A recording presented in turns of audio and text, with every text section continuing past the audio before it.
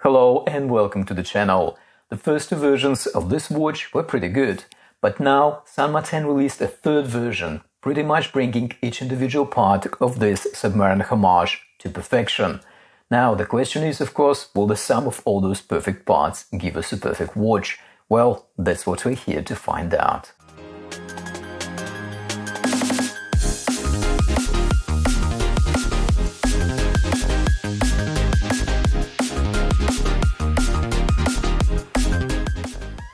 Hi and welcome to the channel. If you're already subscribed, thank you and very warm welcome back. And if you're new here, please make sure to hit the subscribe button. It does help us to bring you more reviews. This is an unboxing video and I only had literally few hours to get myself familiar with this watch. In the usual format, I will cover the price, key dimensions, specifications of this watch. Also, as usual, I will share my first impressions. This is my first experience with Saint Martin and I've got to say it started on a very positive note from the moment I hit the purchase button, and I will explain why in a moment. Also, naturally, I will be posting pictures of the stunning watch on our new Instagram account, so check them out. The link is in the description. First, the price. I paid just under $190 US for this watch on AliExpress during the end of summer sale. The price is now back to about $200 or so. I believe another flash sale is coming soon. Well, on AliExpress, flash sale kind of always around the corner. That, combined with Saint Martin and AliExpress coupons and discount codes, might potentially help you to knock off $10 or maybe even $20 off the listing price. After I've got a payment confirmation, I received a message from Saint Martin AliExpress shop that they were doing a pretty spec quality check. I thought this is a refreshing change. At least this reduces chances of me receiving a product where something is not aligned or bent or having any other frustrating quality control issues, which can be easily avoided by a quick pre-send check. The delivery to UK was prompt, just over a week. Looks like the deliveries are getting quicker, at least to United Kingdom. We have well-packaged, familiar, robust Saint Martin branded box, a set of what looks like quality tools with Saint Martin branding on it, nice touch, a 2-year warranty card, dated and stamped, a user manual and well-packaged watch with a tag. Okay, the diameter is 40.5 millimeters, and with a bit of rounding, it is almost 41 millimeter, isn't it? Well, in case you just arrived from another planet and missed it, there has been an apocalyptic 1mm size change by new Rolex Submariner 2020 lineup, which is now 41mm in diameter rather than 40. Looks like while the watch community is trying to come to terms with this gigantic shift and figure out how we're going to live through it, well, Saint Martin got us covered, because 40.5 can be easily rounded up to 41mm as potentially truncated down to 40 if, let's say, Rolex comes back to its senses and makes Submariner 40mm again. Well, okay, where were we? Yes, dimensions. Case height is 12.8 millimeters, we have 20mm lugs, and lug tip to lug tip is about 48 millimeters. End link to end link is 50.7 millimeters. As you can see, the end links are slightly recessed, which helps for this watch to confirm nicely around the wrist. The bracelet tapers slightly towards the clasp down to 16 millimeters, and the clasp is about 19 millimeters wide. The bracelet at full length should cover up to 8¼ inch wrist, or about 21 centimeters in circumference. On a fully supplied stainless steel bracelet, the watch weighs about 165 grams, and adjusted to my 7-inch wrist, it is about 153 grams, quite close to that Goldilocks weight of the disc diver watch. Also, the bracelet is quite substantial. We will take a closer look at it in a moment. The watch feels well balanced on the wrist and definitely not top-heavy.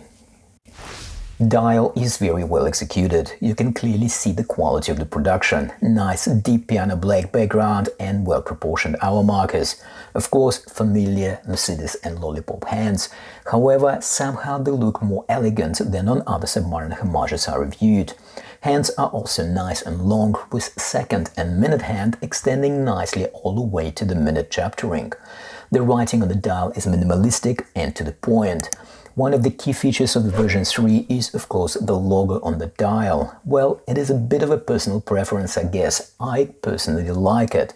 However, because of the color scheme of the logo, at some angles it looks like a cream hexagon on the dial rather than a logo. What is your take on the branding on the dial? Is this your favorite so far, or do you think San Martin should have gone with some other options?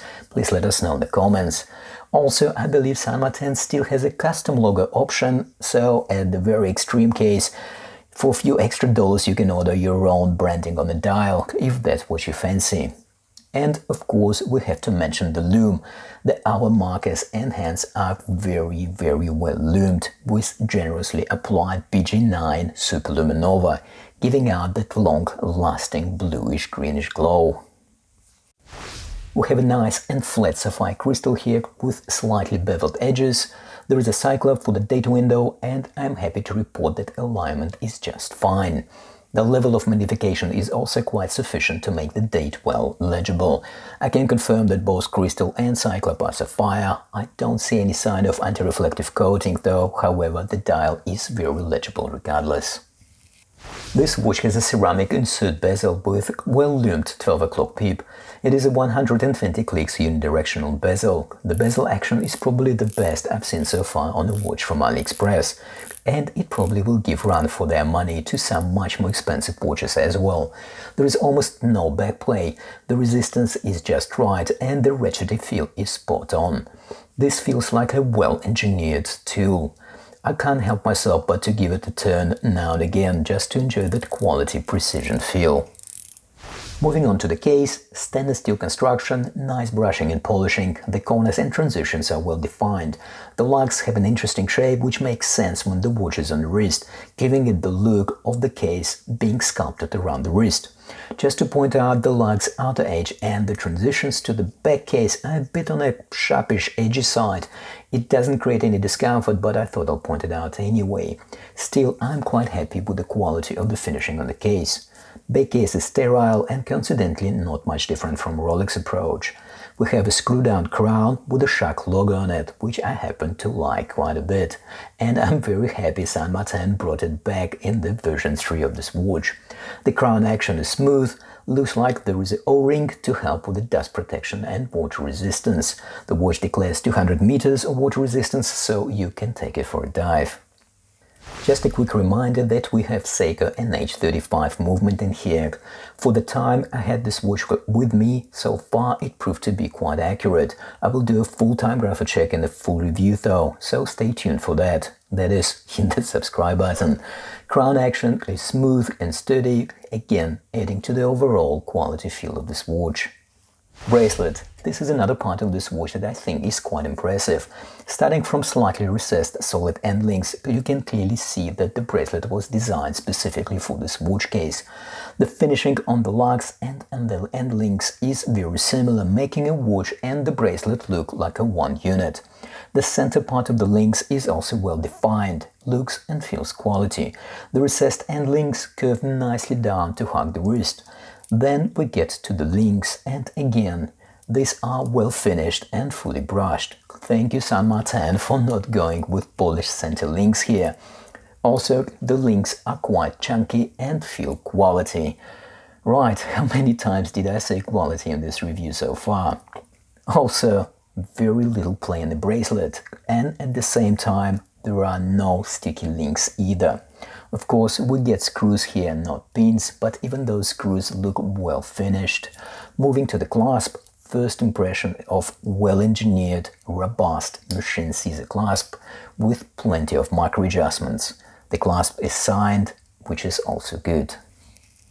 So, okay, a lot of praises and references to quality. Right, come on, there must be something we can find to complain about this watch. Okay, the truth to be told is not much to complain about, which is good. However, few, possibly a bit of a nitpicking things I will mention. I think, personally, I would like to see some kind of on-the-fly bracelet adjustment. Maybe not necessarily a full diver extension, but a quick easy link style possibly, I think would be useful. Also, I noticed that even though the bracelet is very well designed and engineered, there is a small play between the case and the end links. and the logo. And this one is a bit more subjective. Potentially, maybe review the logo on a dial. Well, it clearly wasn't a deal breaker for me because I bought this watch as is. And I will give a full review of this watch in a week or so, so I might find a bit more things to complain about, but to be perfectly honest, I doubt it quite a bit. So if you find this review helpful, smash that like button and of course subscribe if you haven't already done so. And as always, thank you for watching and I'll see you in the next one.